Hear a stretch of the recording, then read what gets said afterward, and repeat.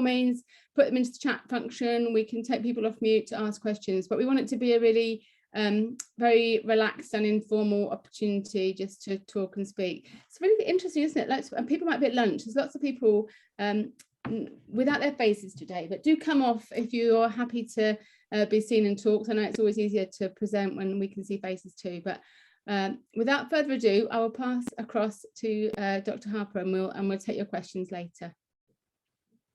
Yeah, hi everyone. I feel I've slightly blended into the background. I should have taken a tip from Kate, actually. So yeah, so I'll just a little bit about me so you understand where I'm coming from. So I've been a GP for sort of 25 years or so. And, you know, one of the things that I used to notice was when, as a younger GP, is when women sort of over the age of 40 were coming to see me, and they would come in again and again and again with, you know, sort of joint pains. Yes, some of them had hot flushes, some of them were anxious, you know, some had stress incontinence. And I was just thinking, why do they keep coming back? What's going on? And then the other thing was that I just thought that women almost seemed to overnight get old. You know, it was almost like from being sort of sparky, sexy, you know, sort of energetic, to sort of going into this grey zone, into this dull zone. And so, you know, there were a number of factors that I thought, you know, I'd really like to be that doctor who sort of joined the dots up. You know, my mother has dementia, and I felt, you know, it was accelerated around this time of menopause. I've got 5 younger sisters, so I always knew that I was going to go through it first, you know, like my periods, you know, and have them take the piss out of me. So I thought, you know, I need to find out all about this, and I have a daughter. And you know, the other thing was I wasn't ready to sort of fade away into the background, even though I know today I have, but you know, I wasn't ready to do that. And I just thought I've still got a lot of living to do. So, you know, there doesn't seem to be much information out there for women sort of around this time of life, you know, and I was very much about gender equality. You know, I just felt that women in midlife didn't really get that sort of looking after that they deserved. So, you know, I've now sort of, in a way, sort of using all of those skills of being a GP and all of those years, and you sort of further education, and I've now set up my own perimenopause and menopause clinic. And you know, I'm very much that sort of advocate of, if you understand what's going on with your body, even though at times it may be difficult, having that understanding then, you know, helps you to manage it better. So I think, you know, for me, education is key, you know, understanding, you know, what's going on in your body, the biochemical processes, why it's happening. So that's why it's really important for me to sort of share this information. And I thought maybe the plan of this talk would be that I just go over maybe the basics, you know, the outline of, you know, the stages of menopause, go through, you know, some of the sort of very common symptoms, treatments, and also, you know, sort of sometimes the long-term implications for women once they have experienced menopause, and to be aware of. So menopause is actually when you have your last period, and for most women it's around the age of 51, and the time leading up to it is perimenopause, which can start from your sort of early 40s onwards. So, you know, it can be 4 years, 5 years, 10 years, and most women, about sort of 4 out of 5 women, do experience some symptoms. And when we are talking about these symptoms, there are so many. It's not just hot flushes, it's not just mood changes. Initially, many of the symptoms may be, you know, things like insomnia, anxiety, that feeling of being overwhelmed, you know, not able to cope so well. And also, you know, things like your periods start to change. So your 28-day cycle or 30-day cycle may become shorter, but also they may become heavier.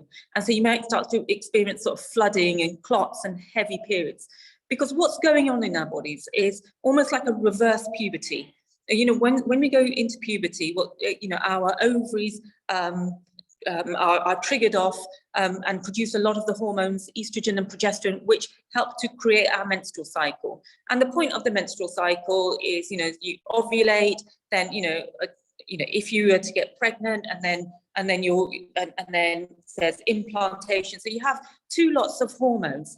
And so what's happening is, when we are going into our 40s, into perimenopause, we're not ovulating every month, because our eggs have you know, sort of because we have less eggs in our ovaries. So we're not ovulating every month. And so because we're not ovulating every month, we get these heavy, clotty periods. So, you know, sometimes you might hear people say there are sort of 35 symptoms, 40 symptoms of menopause, but there are a hell of a lot of symptoms. And, you know, the other thing is, I think women nowadays, we experience it in a different way, maybe than our mother's generation, because more is expected of us, you know, working into our late 60s, you know, sort of, you know, managing, maybe we're at the sort of point in our sort of careers where we're in that senior position. We're also very much a sandwich generation. Maybe we've got children who have left home to go to university, or maybe even young children, as so many women are having children, you know, in their 40s. Plus also, you know, that carer side, looking after elderly parents. So very much, you know, we are in that sort of middle, you know, sort of that sandwich generation. So perimenopause, you know, like I said, for some women, they can sort of coast through it. They may have minimal symptoms. It may not impact them in the way that it's impacting other women, but some women can get a number of symptoms. And I think it's the mental health and the mental well-being side of things that initially gets affected.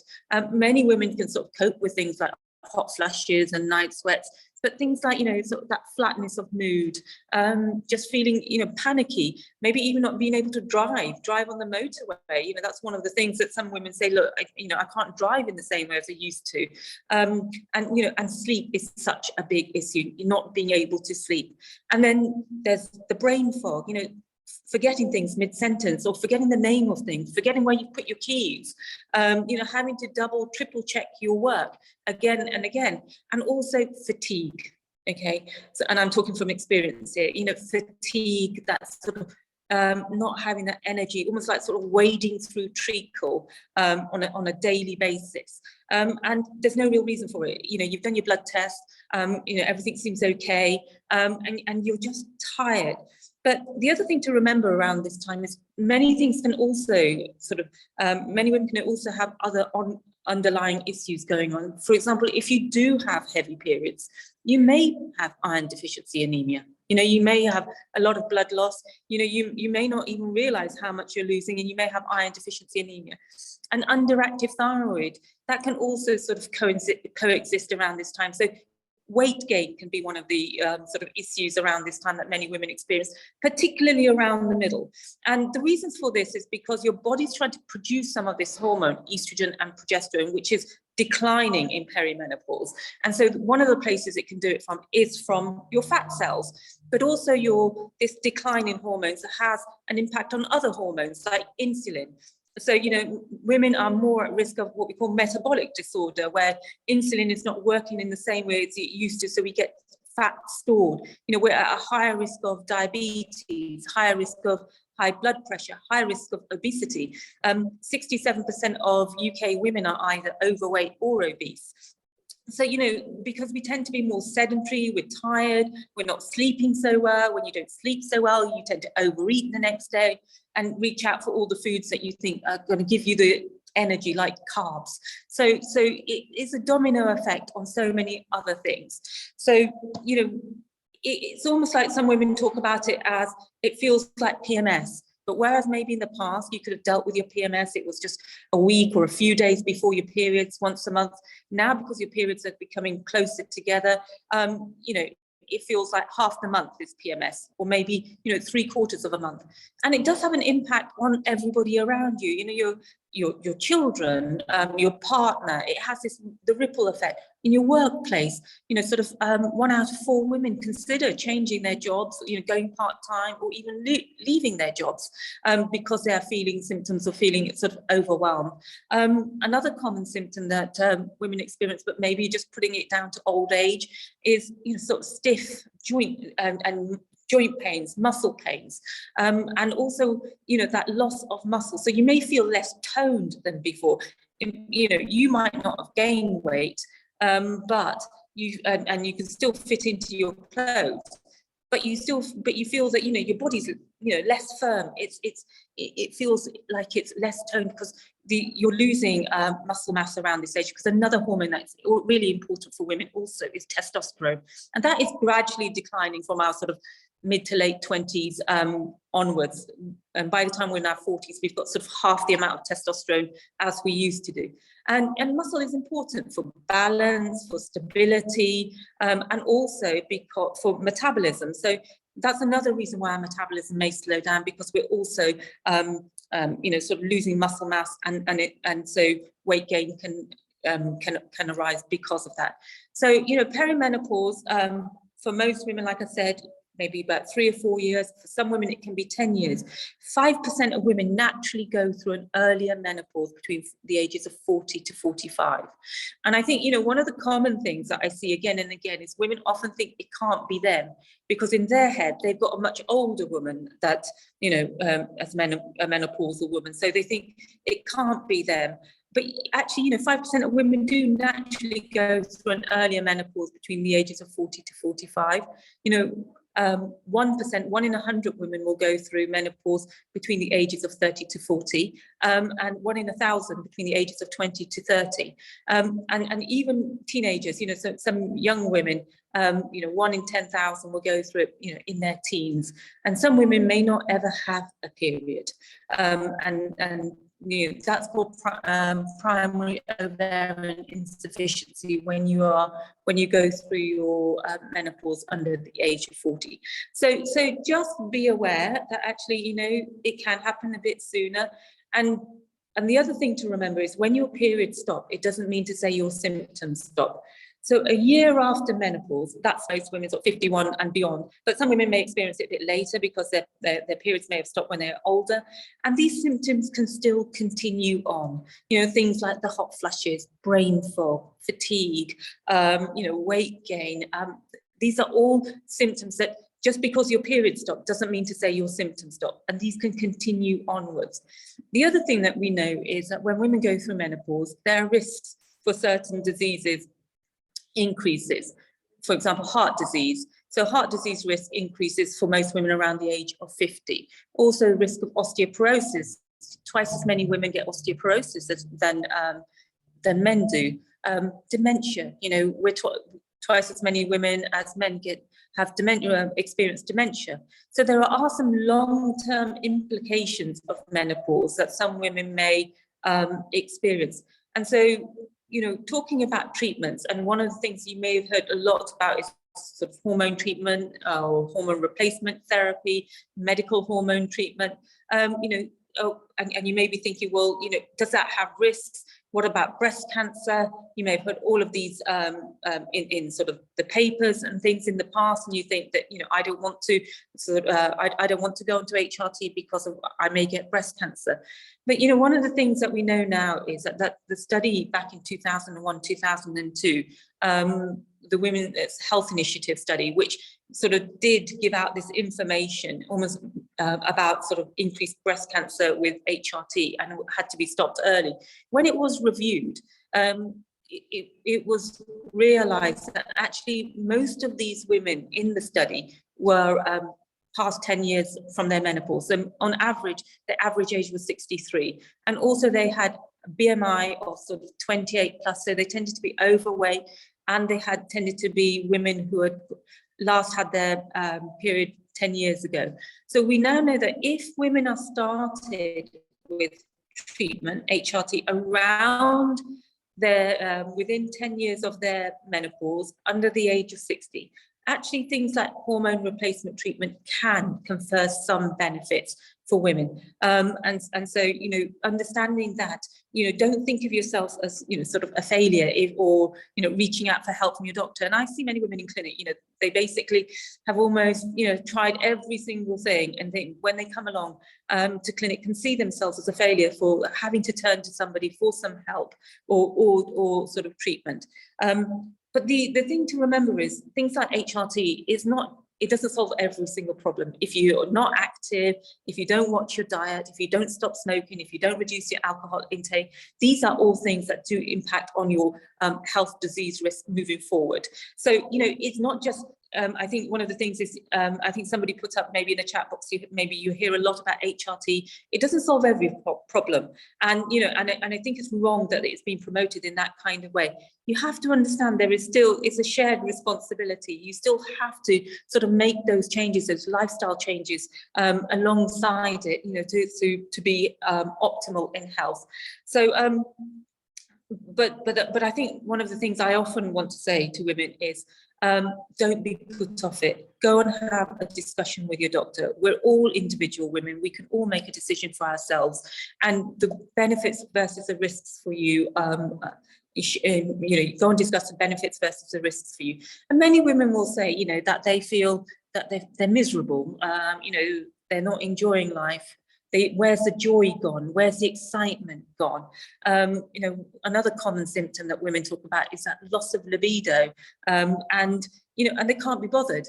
And you know, it's not because they don't fancy their partner anymore or anything like that. It's just that there is that loss of libido, and they feel that even, you know, one of the things I say, well, what if your sort of Hollywood crush was to walk in through the door and sort of say, hey, let's get jiggy, would you?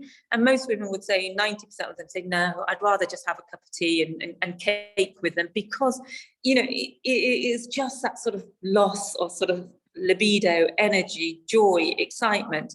And it's important because, you know, as you know, we are probably the first generation that are going to live more of our life, you know, sort of post-menopause than our reproductive years. So, you know, if most of us have gone through our period, experienced our period maybe at the age of 12, you know, we have our menopause at 51. So that's almost like 40 years. And, you know, the average age, life expectancy for women, you know, for social class 1 is 89, 90. So many of us may live, you know, sort of a third to almost a half of our lives post-menopause. So it's important that this time of life is recognized, you know, and one of the things I often say is, you know, midlife is midlife, it's not end of life. So, you know, we've still got a lot more living to do and enjoyment to do. And so it's important to recognize that this can be a very challenging time in life for many women, but there is help and support out there. And, you know, sometimes it's a chicken and egg situation. Many women, I find, maybe they haven't got the energy, they are feeling sort of, they're not sleeping well, they're getting night sweats, they've got aches and pains, they're feeling weak, and they say to me, you know, I can't exercise at the moment, I just don't have that energy, you know, I'm not sleeping that well. And so sometimes something like HRT can be a catalyst for change. You know, often starting women off on something like HRT can mean that it gives them that support, that energy to be able to make the changes that they want to do, that they want to go and, you know, sort of exercise, lose weight, you know, change their lifestyle, make it sort of healthier, look at their diet. It gives them that energy, it gives them that sort of freshness, that sort of, you know, sort of zing back in their life, their mojo back. So I think the thing to understand is, you know, it's about individualizing each woman's sort of risks, each woman's needs, and also then putting that together with the benefits and creating maybe a treatment plan where HRT may be a part of it, may not be a part of it, but, you know, but looking at a plan for her sort of future moving forward. Let me have a quick look. So yeah, so for me, I'm very much about sort of helping women to understand and be proactive, so that then they can take these preventative measures. You know, they can sort of take control of their hormones and manage it in the way that they seem fit for themselves. So I was going to say, so yeah, so it's important to recognize that these sort of conditions can coexist alongside sort of perimenopause, menopause, and post-menopause, and also to understand that, you know, women can go through their menopause earlier than you may think. And, you know, another sort of myth is, you know, do my symptoms stop when my periods stop? And the answer is no. And that's why, you know, I have a number of my patients who maybe their periods have stopped sort of 3, 4, 5, 6 years ago, who come in for support, for help, for treatment, for management. So for many women, it can be on average sort of 4 to 7 years of symptoms for them. And also we know now that, you know, staying on HRT, you know, in the longer term can help with sort of your mental health and well-being, dementia, heart disease risk, reduces colon cancer. When it comes to breast cancer, and I think, I just want to talk about breast cancer because this is something that women are really sort of worried and scared about increasing their risk. Around the age of 50, a woman's baseline sort of natural risk of getting breast cancer in the next 5 years is 23 in 1,000 women will unfortunately get breast cancer. If you are a woman who's on HRT, then your risk increases slightly. And when I'm talking about HRT, I'm talking about all types of HRT, and then there are some which are safer than others. Then your risk increases by 4, so 4 extra cases, so 23 plus 4 in the next 5 years. However, if you're a woman who drinks 2 glasses of wine every single night, then your risk is actually 23 plus 5. And if you are an obese woman, then your risk is 23 plus 24, which is 6 times more than HRT. And staying fit, healthy, a normal body weight, your risk can be 23 minus 7. So it's about weighing up those risks. And actually more women die from heart disease than they do from breast cancer. It's just that breast cancer is much more obvious, it's more of a physical change, it's much more of an outward change, so it's much more of a psychological change. So, and that's why we hear much more about it. But to understand that actually there are these what we would call modifiable lifestyle and risk factors like weight, smoking, alcohol, diet, which on the whole have a bigger impact than HRT does. There are other treatments that you can have, making sure that your supplements are optimal, making sure your iron, your vitamin D, I'm a great advocate for vitamin D from the point of view of mood, from the point of view of your bones, but also from the point of view of weight management as well, because that helps to also improve your insulin sensitivity. So, magnesium can be great if you are feeling anxious, if you are not sleeping. So magnesium can be a great supplement for many women around this time as well. There are also sort of natural things like sort of isoflavones, like black cohosh and red clover, which can help reduce some of the what we call the estrogenic side effects, which are things like hot flushes and night sweats, as well as things like sage. And for those women who have experienced breast cancer or are in breast cancer treatment and who can't take any HRT, then, there are other kind of pharmacological treatment methods that might help, which can be the antidepressants, the SSRIs. They can help with hot flushes, they can help with mood, they can help with anxiety and sleep. So the SSRIs can be very helpful. And also, there are other treatments that can specifically target hot flushes called clonidine. Acupuncture, many women find that acupuncture really helps with a number of their sort of menopausal symptoms. And to remember, most women won't get every single symptom. That's the other thing. Just because I've talked about the fact that there may be 35, 40 symptoms doesn't mean to say you're going to get the whole host of them. But some of the less known ones are things like tinnitus and dry eye, dry mouth, that you may not be so aware of. But these can also sort of arise around this time and are symptoms of menopause that can occur because of the decline and fluctuating in hormone levels. I want to talk a little bit about testosterone because maybe many of you have heard about testosterone, and many of you may have watched the Davina documentary recently as well. So when it comes to testosterone, whilst, in the UK it's licensed for low libido, I know from experience, from practice, that actually it helps women in a number of ways. We're talking about metabolism, muscle mass, but also sort of mental sharpness, focus.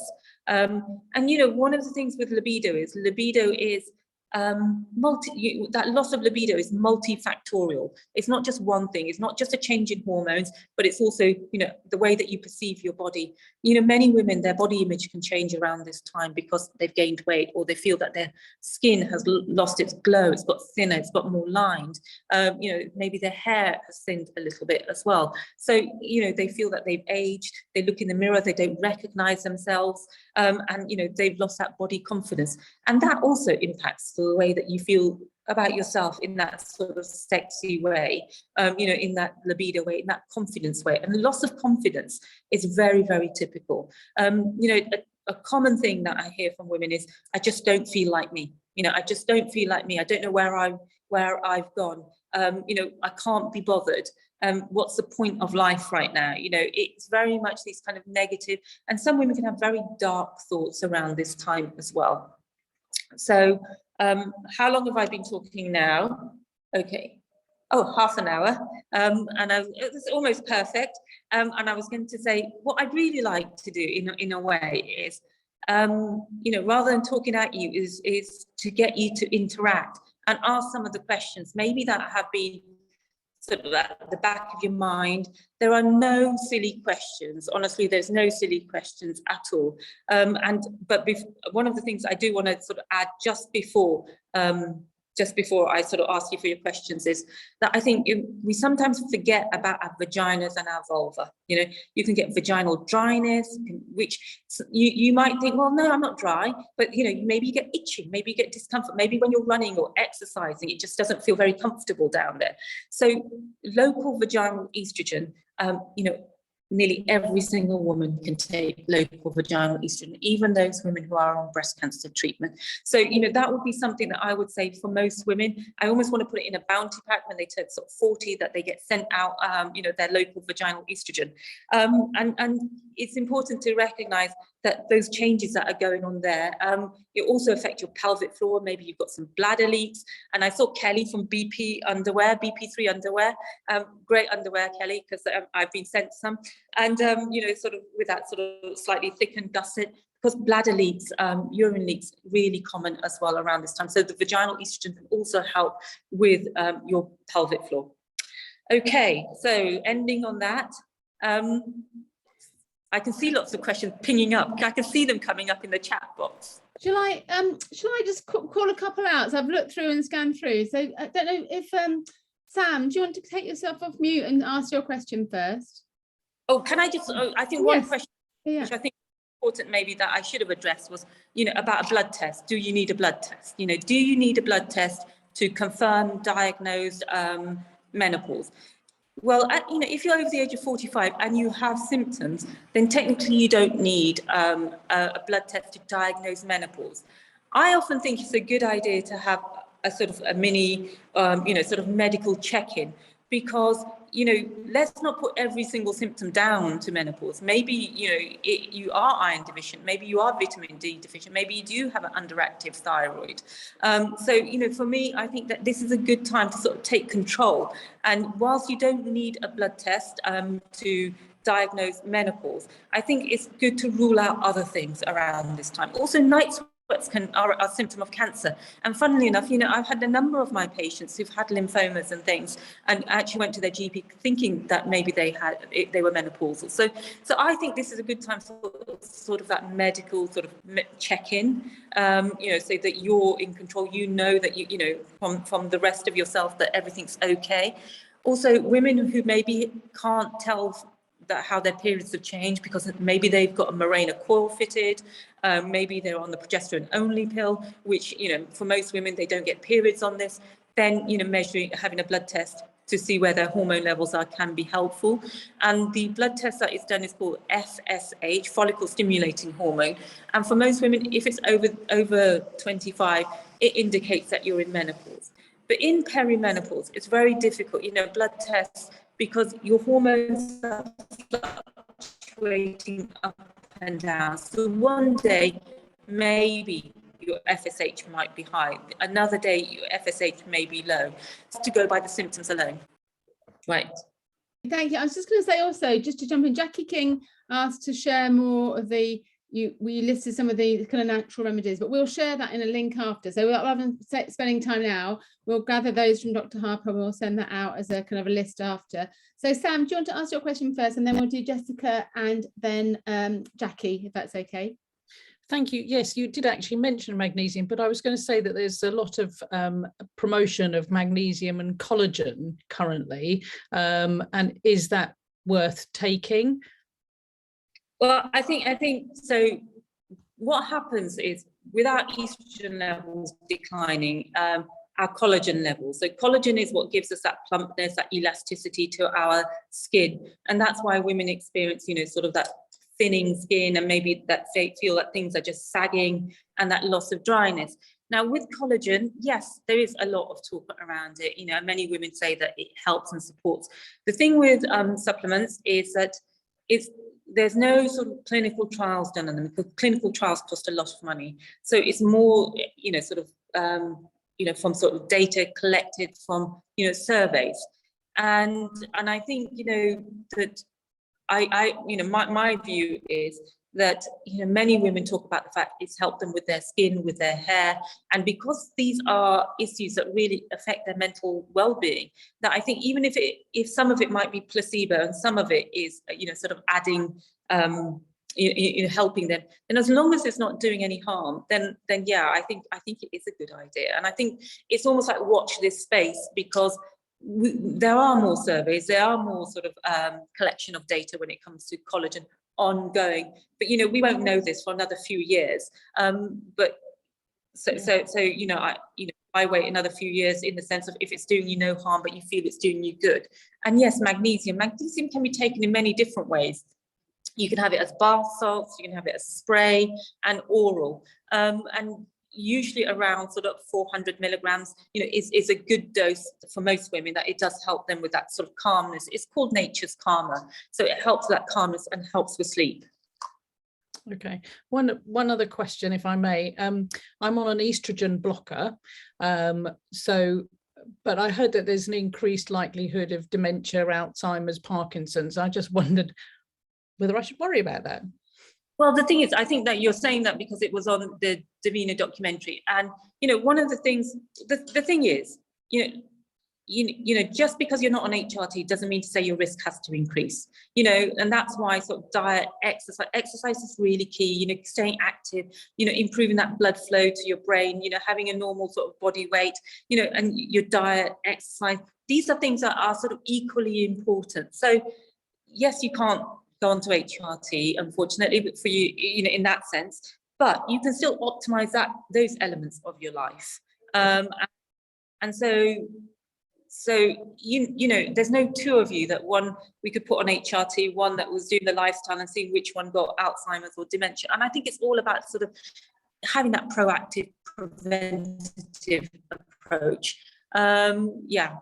But the other thing to remember, the other thing they forgot to say is, in that study, is that the brain does heal over time. It does compensate. So, you know, whilst women may have that sort of brain fog element, and yes, you know, it's very debilitating, you know, even if it's going on for a week or two, you know, so if it's going on for 4 or 5 years, then that can have a negative impact. But the brain does have a way of recovery and rewiring. So it's not to say that just because you're dropping hormones, you know, all of your sort of brain cells are going to sort of drop and become, you know, not work as well. The brain does have an amazing capacity to sort of recover and rebound, maybe not to where it was initially, but, you know, the things that you can do in that sense are things like, you know, like I said, movement, and eating sort of a healthy Mediterranean diet alongside it. Thank you. Thank you, Sam. Jessica, do you want to ask your question? Thank you. Hi, I was just wondering if you've noticed any patients with endometriosis experiencing early perimenopause, and if it caused their symptoms to worsen during this time? So endometriosis is when the cells of the lining of the womb are also sort of outside of the womb, and women tend to get sort of painful and heavy periods. And painful and heavy periods are also something that women start to experience in perimenopause, because they're not ovulating every month and because their hormones are changing. So yes, it may exacerbate the sort of endometriosis and also exacerbate, you know, your periods. But you know, that doesn't mean to say that women with endometriosis can't be treated, you know, or can't go onto HRT, or can't be managed. And it may well be that those might be more dominant symptoms for you. And it doesn't mean to say with endometriosis you go through an earlier perimenopause. You know, I think you still go through a perimenopause when you would go through a perimenopause, but maybe some of the symptoms, like the heavy periods, like the painful periods, may be more prominent for you. Okay, thank you. Thank you. Thanks, Jessica. I couldn't hide Sam. Oh, not Sam. Sorry, Jackie. Do you want to ask your question? Oh, is Jackie there from Scottish Gymnastics?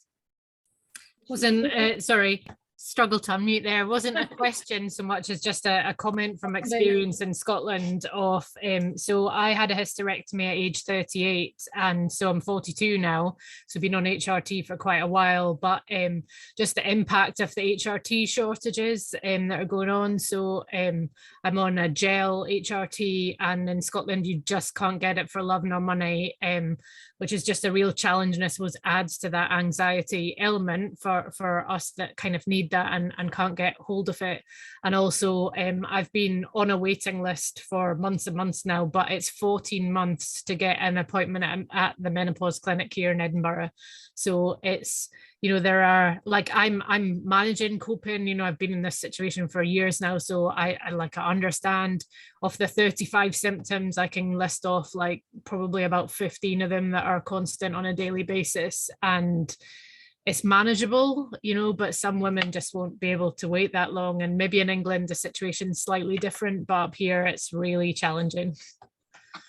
Yeah, I think you made a few good points there. You know, thing to understand is some women can be thrown into menopause earlier through surgical menopause, where they have a hysterectomy and they may have their ovaries removed. Also, you know, some women may have a medical menopause, maybe due to chemotherapy, and so it's almost like, you know, they get thrown as well into menopause.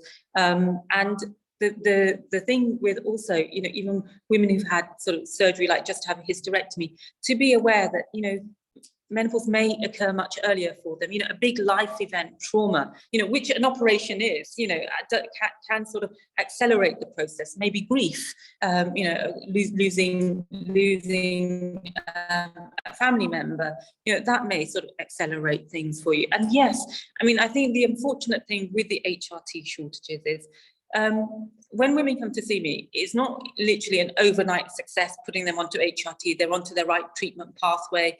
And that's the other thing to remember. There's no one size fits all. And, you know, just because one form doesn't work for you, you may need to go into another form. So you're right, Kelly. The thing is, you know, it may have taken a couple of goes to get to the right form, you know, sort of formulation and regimen for you. And now here that stability is being rocked because of the shortages, which is, I think, is, you know, it goes back to, I think, gender inequality, you know, in the sense of, I just don't think women's health is being looked after in that same kind of way. And the companies do say that they are going to make some, but watch this space, because I'm making a gel with a pharmacologist, and I'm hoping that's going to come out in the next month. So, you know, to help with the gel shortages, which feels nicer, obviously. Thank you, Jackie. Yeah, and wish you well on that too. I think it's a bit of a national challenge, isn't it? Kelly, do you want to ask your question about testosterone? Hi, Shahzadi. How are you? I just wonder. Beginning of my sort of social media journey, or BP underwear, like years ago or so. My daughter loves those knickers, by the way.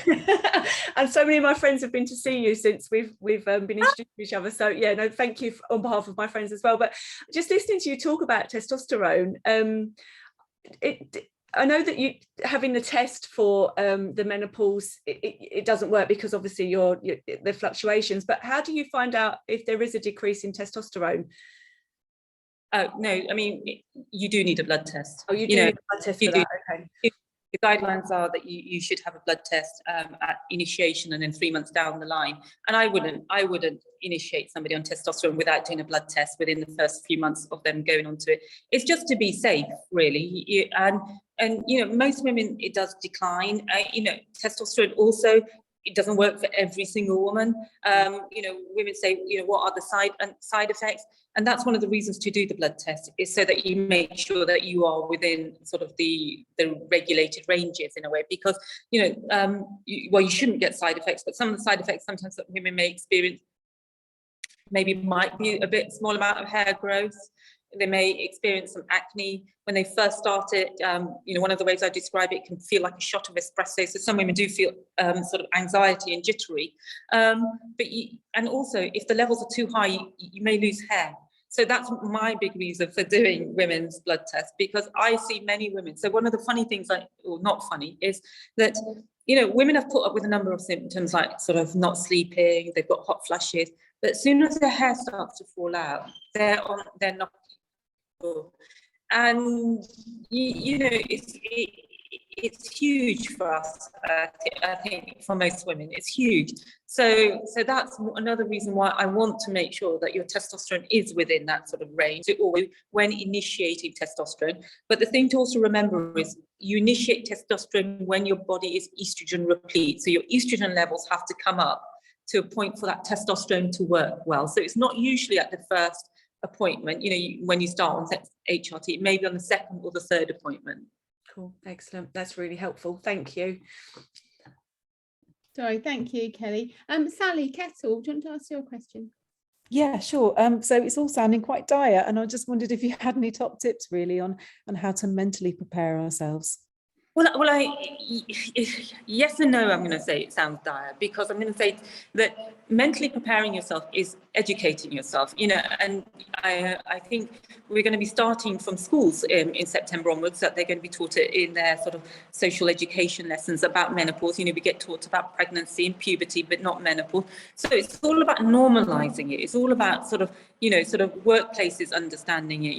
And many workplaces have menopause champions, or maybe have menopause policy, or at least guidelines or something. So I think it's about making it normal, part of the normal process. So and changing that narrative of that sort of negative, moody, bitchy menopausal woman, and making it so that just to make it sort of normalize it. And yes, we may experience those symptoms. We may feel, I'm very hormone sensitive. If I miss a day of it or a few hours, I'm going all over the place.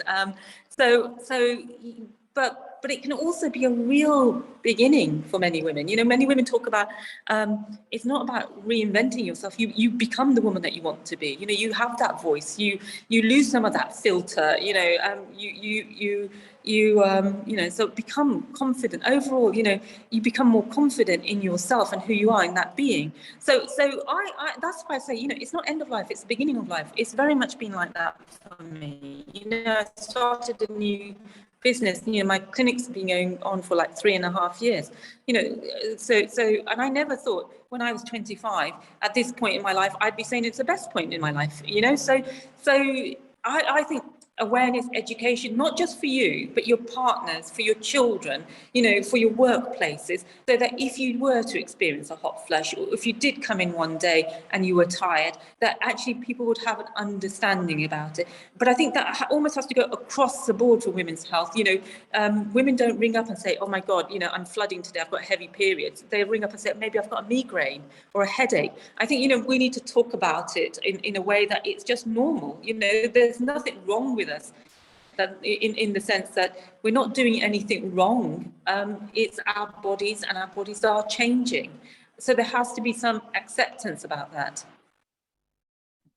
That's me off my soapbox for a bit now. That's good, thank you. And I agree. It's interesting, isn't it, that whole actually positive, we talk about all the negative stuff, actually there's some really positive stuff, and I think being aware of all the things you can also control and do in this period.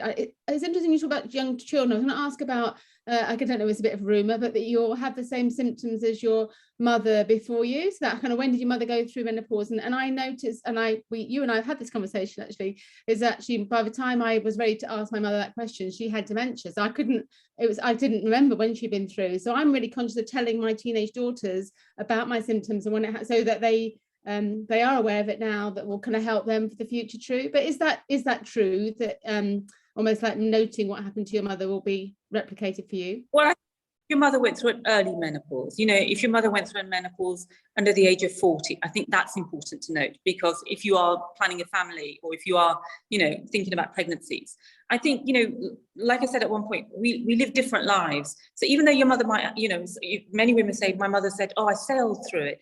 She may have experienced hot flushes, but maybe she wasn't going out to work, or maybe she wasn't juggling so many different things. And you maybe experienced the same symptoms as her, but the impact on you is far greater. So I think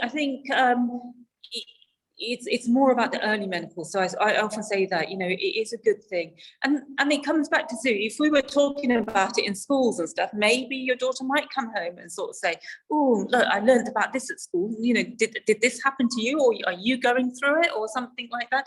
And I think then we are more likely to mention, yeah, you know, my periods ended at 35.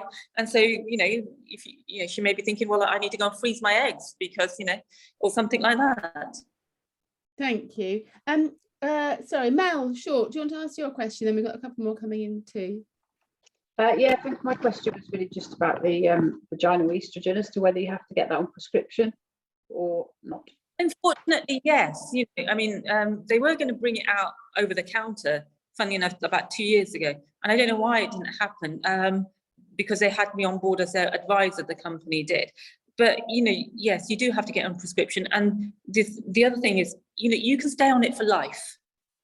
You don't have to stop after 5 years. And that's the same with HRT. You don't have to stop after 5 years or 10 years or 15 years or 20 years. You can stay on it for life. And, you know, I honestly think with vaginal estrogen, you know, it makes such a huge difference to many women, you know, from reducing urinary tract infections, reducing thrush, you know, making sex more comfortable.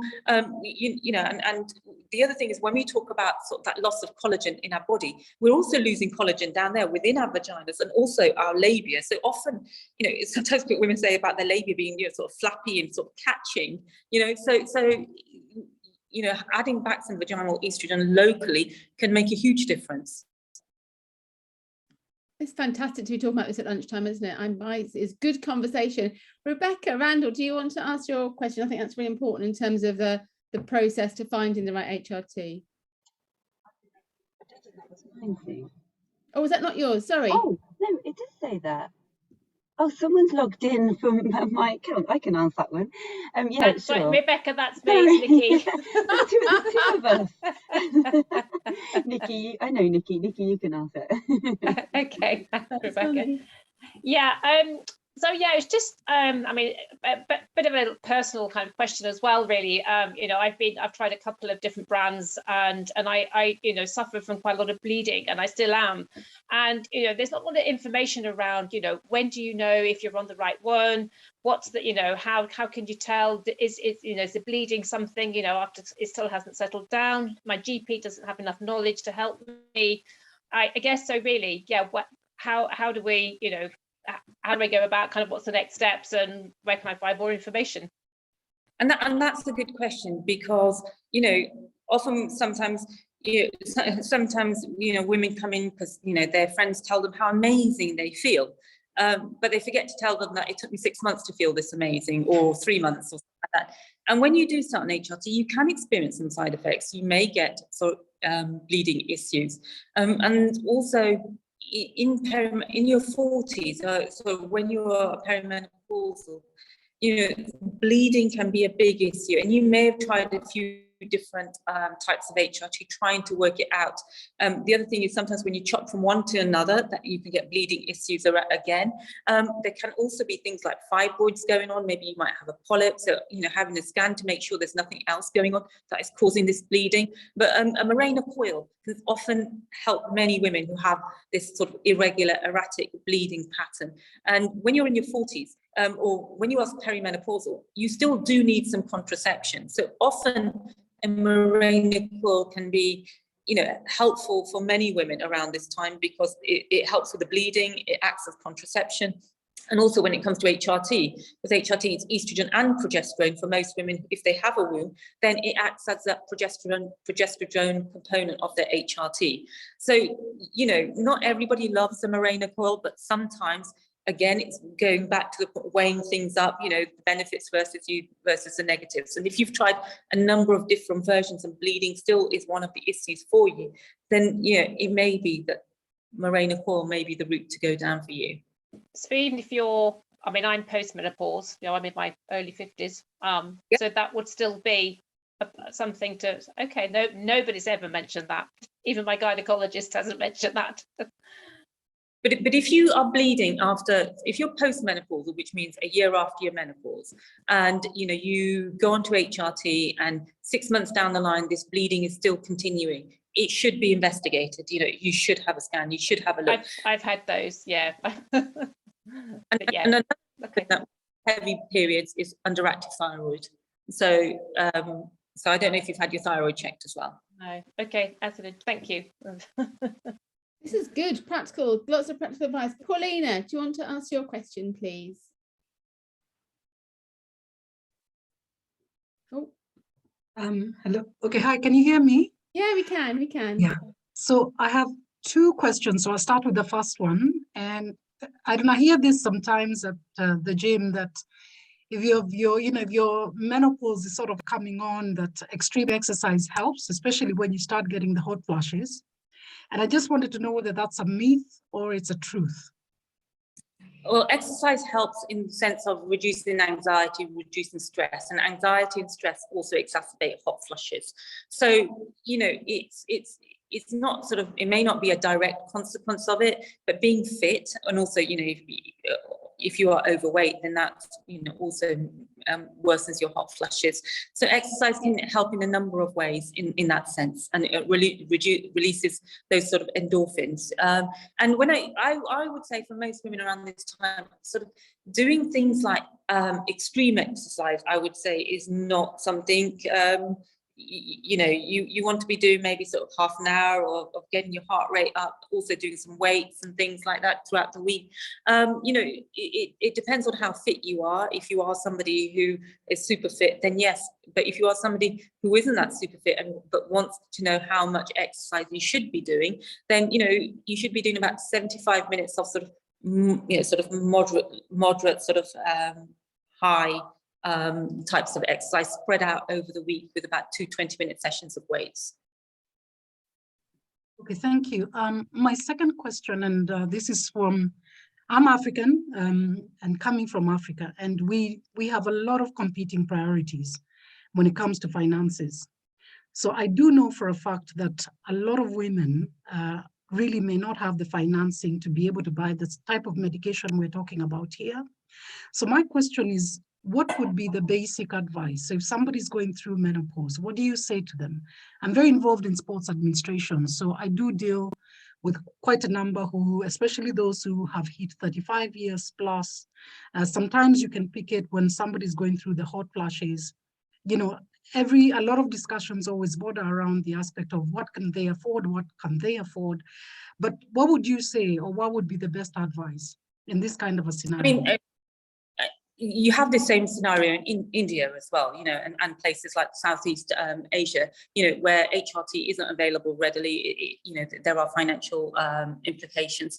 So, you know, things like more of a plant-based diet, you know, trying to cut down your weight to a normal body weight. In India, they do dance therapy, you know, sort of dancing, you know, together, yoga, you know, sort of, and meditation to help sort of de-stress, calm.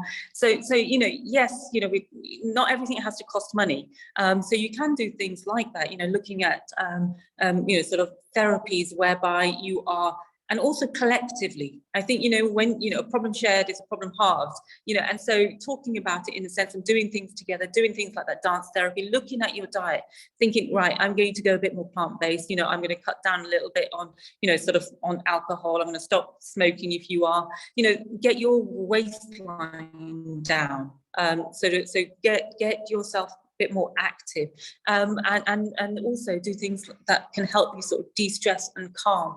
You know, sleep is amazing. You know, sometimes doing nothing is you know, doing more than doing something. So doing you know, doing things like meditation, yoga, finding something that helps you sort of to retain that balance is really important. And sometimes you may have to try a few different things. Maybe it might be boxing. Thank you.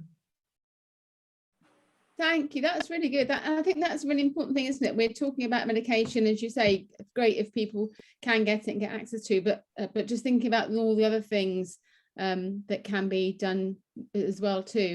I think there are sort of weak forms of estrogen, like phytoestrogen, in things like nuts, seeds, chickpeas, you know, soy. So, you know, and that's why a Mediterranean diet is particularly helpful for women, because it has it's richer in these phytoestrogens. So, you know, looking at those kind of things can benefit women. So, you know, we've all got to eat, but maybe changing your diet to fit more with your hormones might be more beneficial.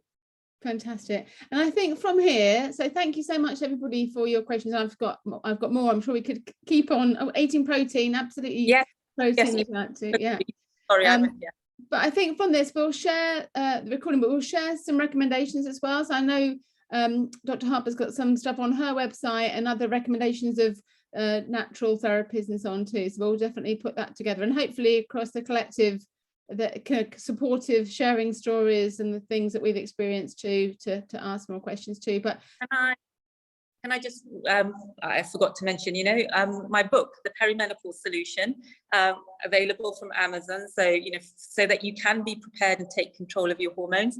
And also on Instagram, I'm at Dr Shahzadi Harper. So there's lots of information there as well. That's brilliant. And actually, Dr. Harper does a fantastic hour of power. But when she just talks on Instagram about different issues and topics and things too. So we'll share all that. We'll email afterwards with links to her website. So there you are, people saying how great your Instagram is, and to the book. I forgot to mention the book. What did I do? I always talk about books, so I forgot to mention the book too. But we'll share those links out to everybody, and we'll put those out to the collective too. But thank you so much, and thank you to everyone for joining us for this lunchtime. It's been so useful. I know that will really have had a big impact for people. So hopefully we'll see you all again at another event again soon, next week or week after. But thank you so much, everybody. Thank you, Dr. Harper. No problem.